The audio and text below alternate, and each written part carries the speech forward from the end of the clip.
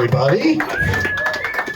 All right, I'm going to plug the 50-50 raffle one more time. We got the 50-50 raffle after the next comic. I think we're going to pull it, right? That's how that works? Yeah, that's how that works. So after the next comic, and our next comic is actually normally the host of all of this. He does the open mic here every Wednesday, and I love him. He's an amazing comic. Give it up for Maxwell Shultz.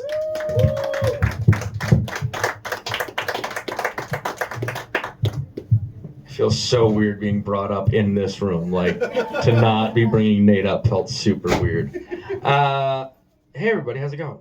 You guys having fun so far? Me too.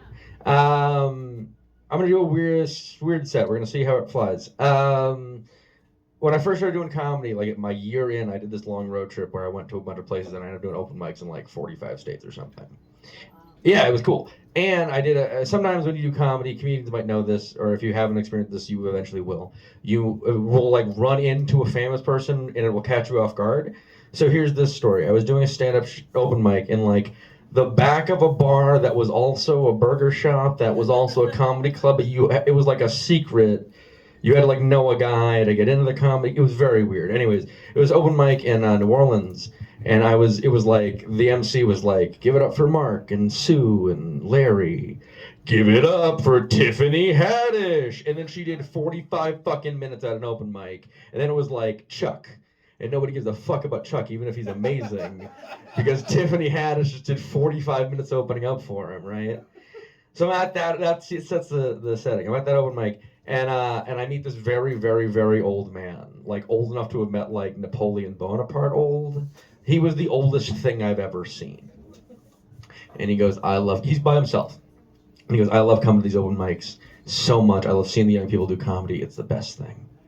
But the real reason I come to these is that I'm really hoping that one of these weeks, one of these comedians tells me a joke that is so funny, so goddamn funny, that I die. And I've never, in my comedy career, I reflect on that often, I've never been happier to have a terrible set in my life. Hopefully the remainder of this will be pretty good. I've been smoking weed for a long time. You guys smoke weed? I know some of you do. Great. This will work. I started smoking when I was 15 or 16 or something, and when I started smoking weed, it was like sacrilegious to my parents, especially my mother. Which is funny because now she carries gummies in her pockets like old people carry butterscotch. But at the time, it wasn't like that. So I used to live in my parents' attic. I currently live in the same attic. Anyways, I used to live in my parents' attic when I was a teenager. And I was up there with a friend of mine smoking a joint at 16 because surely we would get away with this. And about halfway through the joint, it's me and my friend Mike, we'll call him. And we're smoking a joint, and my mother knocks on the door and goes, Max, what are you doing up there? Knowing that she knows that we're getting high. But using my quick wits, I stripped to my underwear, ran to the door, opened it this much, and went, nothing. Because I knew correctly that at 16, it was better that I was fucking Mike than that I was smoking a joint with Mike. And it was years before she brought up weed again. You guys, that's probably the best that joke's ever done. Fantastic. You guys drink when you were in high school? I know a lot of you are drinking tonight. How many are you drinking tonight? I'm drinking. Never have 8 drunks and ever not been rowdy. How many are drinking tonight? 8 of you went me. Silently, don't tell anyone I raised my hand. All right, well, I drank a lot in high school. Did anybody drink in high school? Underage drinking. Great. Applause for that. Yell it out if you have an answer. How'd you get your booze when you were underage? Friend's parents. Friend's parents. That's a common one. Shoulder tap. Shoulder tap? Okay. You wait in the parking lot. That's closest to my answer. We had a homeless guy. Yeah, similar. But our guy was named Steve. Steve lived in Lafayette Square somewhere. And we would go up to Steve at age 15, 16, 17, 18 in Lafayette Square down the street and say to him, hey man, if you go into Pear's Liquors with $20 and buy us $20 worth of 40s, we'll give you one. And he would click his heels and jump like he was 6 and it was Christmas morning. So he would do that and we would then walk him, if not, and then eventually as we got older, drive him across town to the woods behind an elementary school, have a bonfire and get blackout drunk with this homeless man for about 5 years. I tell you all that because I want to really drive home the point that I don't believe that teenagers should vote. Because all the while, I was a highly elected official of my student council in high school and a very corrupt politician. I remember being in high school in student council, and we got like class rankings, and like where you stand amongst your classmates, which I think is an evil concept. But we got those, and my like peers in this council were like, I'm number 2, I'm 7, 12, 14, what number are you, Max? I was like, I'm 238 and like pretty psyched. Like I'm above half. That's where they're like, well, you're good at stuff. And I'm like, I'm always hammered. You can't pass high school hammered. And so I stopped. I do work in a dispensary now, which means that those people that I was, like Steve in the woods, he got me weed back then. Now I still have to him, but I tax him on it. And it's kind of fun for me and not so fun for him, right? I want to talk about that for a little bit. Sometimes when you work in a dispensary, or at least always when you work in a dispensary in Mass, you have to sign a HIPAA form. So I can't tell you the actual names of any of these people because weed is medicine and I can't disclose that, which I think is silly. I'm not in a medical dispensary. So if like Nate came in, let's say, and I sold him a joint legally, I can't tell you I did that. I think that's hilarious. Anyways, my favorite customer of all time is named Sarah. Sarah is 70 years old, and the first time I met her, I knew that not only because her license told me that, but because she told me that 11 times in a 2.5-minute conversation. She's that archetype of 70. And Sarah walked in, I'm going to use the stool as a prop. Sarah walked in, hoisted herself up onto my counter and said, I need to smoke. I don't do edibles, I don't do vapes, I don't do anything else because I shit and vomit every morning. This is the only thing that helps. Damn it, this is supposed to be my best clean set. We'll get to that. Anyways, and I said, Sarah, I don't think one has anything to do with the other, but I promise you this, I will get you high. So walk out back, I get her some stuff to smoke, and I sell it to her, she pays me. It's a normal transaction until she's at the exit door and has like a light bulb epiphany moment, jostles back to me and goes, I'm just so glad I don't have to give blowjobs for this anymore. And then she left, and as she was leaving, she went, tell everybody. And so that's my little homage to Sarah. If you like gummy blowjobs for an 8th, you're like a year late. This joke's a little old now. One of the more recent times I saw Sarah, she came in with a haircut, and I said, Sarah, I like your haircut because I'm good at customer service. To her, my credit, she followed up by saying, thanks, but it's a little dykish. Which I know is not politically correct, but what she followed it up with made up for it and then some. She said, thanks, but it's a little dykish, but I'm 70, so who knows? And that was my favorite coming out story of last year. Because that said to me, Sarah got a botch haircut, looked in the mirror and went, fuck, I guess I gotta go down on Mary Ellen. And that's a hilarious morning to me. That's a wonderful, wonderful time. I work at a dispensary in Haverhill. Some of you have seen me there, and that's dope. What that also means is that I am a, quote, burden to society that is allowed to operate. What that really means is that by, like, city mandate, I'm randomly selected, so to speak, to every other Monday go to an old folks' home, several different ones, and teach them how to do things like use computers, tablets, and cell phones. This is true. Yes, my only credentials are that I'm 31 years old and stoned every time I do this. Their only credentials are that they're pushing 100 and usually stoned when we do this. But not that long ago, I was doing that a couple months ago, and I had this very kind old woman help me, like that I was helping with her phone. And eventually, after we were done, she said, what do you do for work? I told her where I worked. And then she, to my surprise, said, oh my God, you would make out like a bandit here. Everybody's high in the old folks' home. And I said, really? And she goes, yeah, I don't smoke weed, but everybody smokes weed here. Actually, you want to know a secret? My next door neighbor smokes crack cocaine in his bathroom every morning. And it's a real problem for me. And I said, really? And she goes, yeah, he smokes in the bathroom. It goes up the bathroom vent and down my bathroom vent. So for months, I was getting secondhand crack cocaine high in the morning. And I had to tape my bathroom vent shut, so now I don't have one. But I can't be that mad.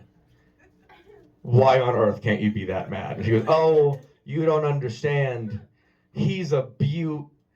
I swear to God, guys, she said this. She goes, if I could go back in time, I would not have married my husband because of how beautiful my neighbor is. Let's not forget, we just went over, he's a crackhead. So she gushed about the crackhead for 5 minutes until I told her it was time to do anything else, right?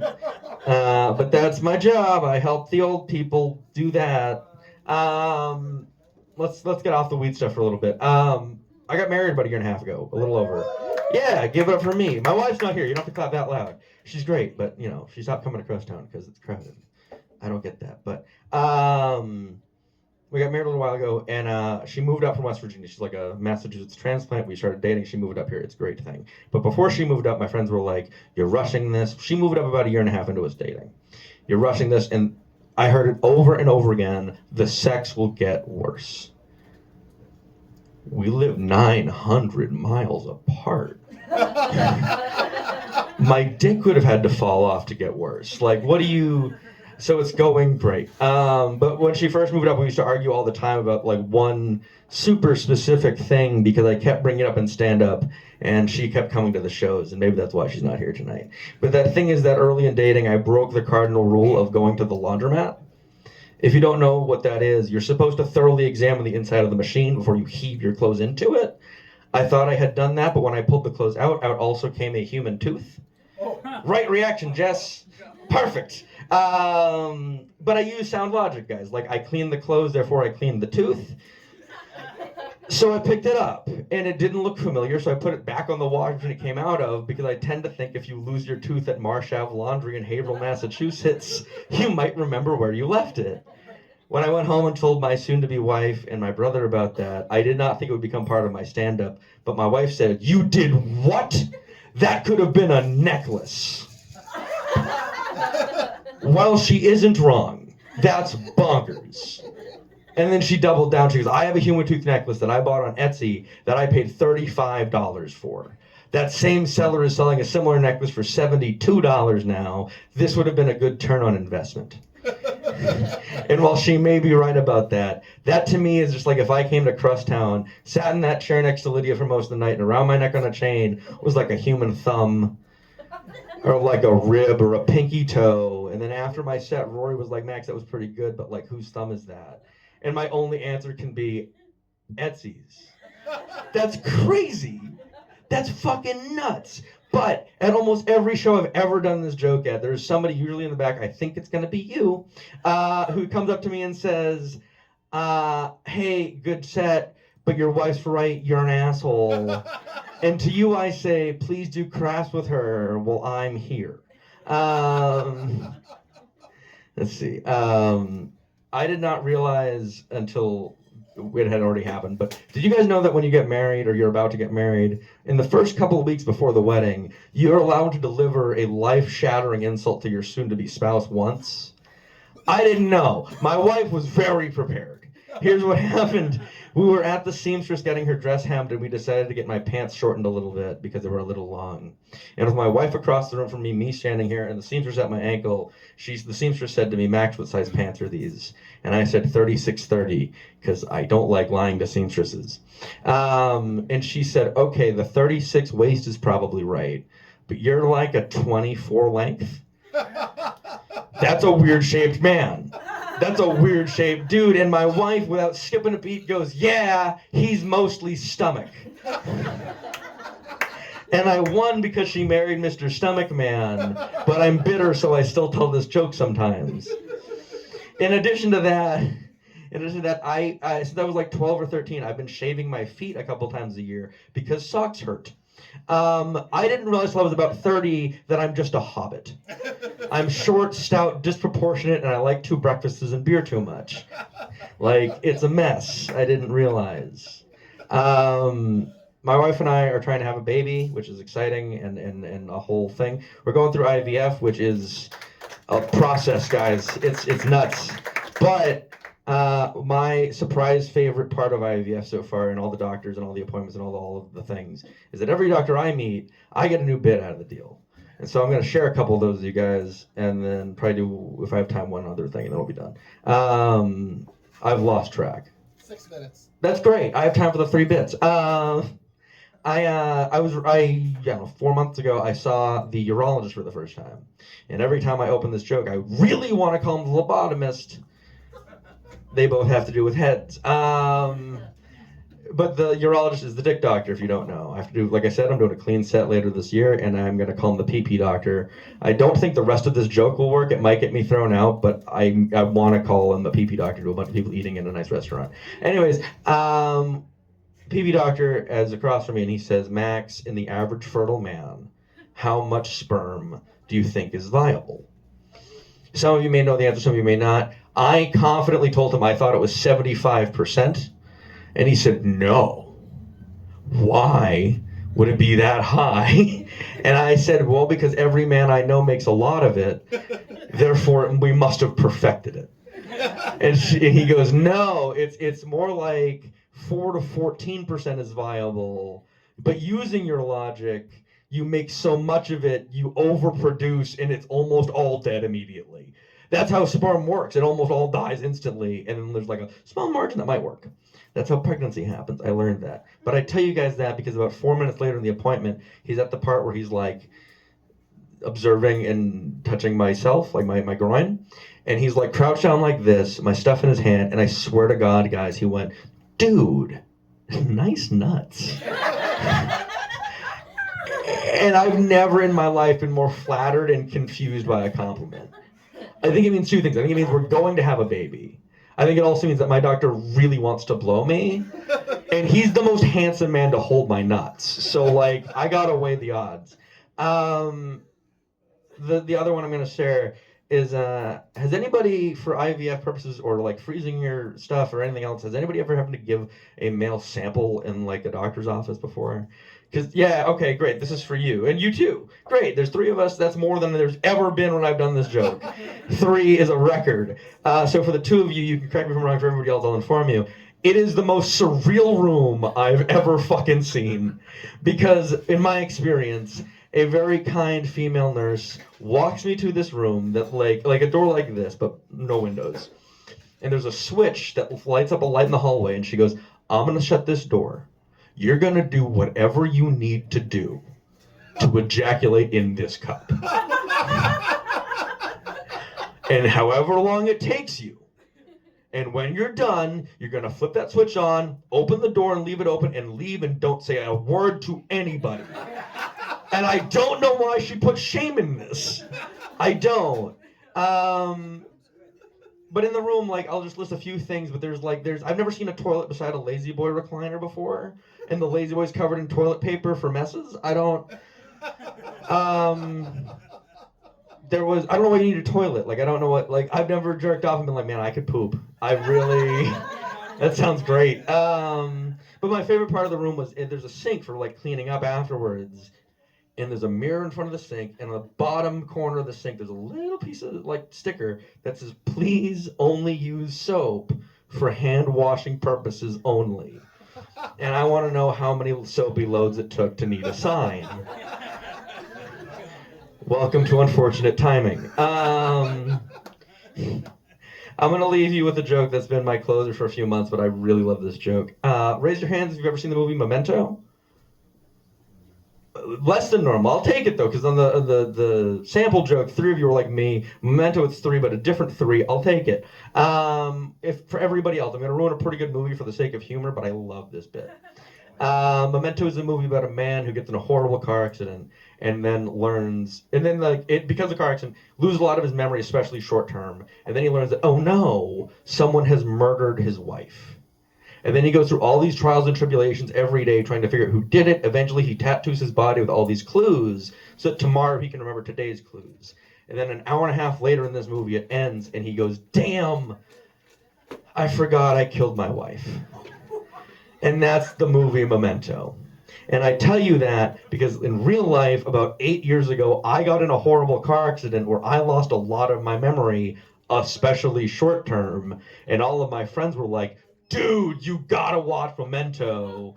It's basically about you. And so I did, and it was very unsettling because it told me one of 2 things. Either my friends think I'm capable of murder and want to subtly warn me, Or worse, they know with certainty I have killed someone. With just as much certainty, no, I have no recollection of it whatsoever. It'd be like if I murdered Julie tonight. She was on the list, and you guys were like, "Where's Julie Westner?" And I was like, "Who the fuck is Julie Westner?" Anyways, I'm married, trying to have a baby, and I'm high right now. I love you guys. Bye.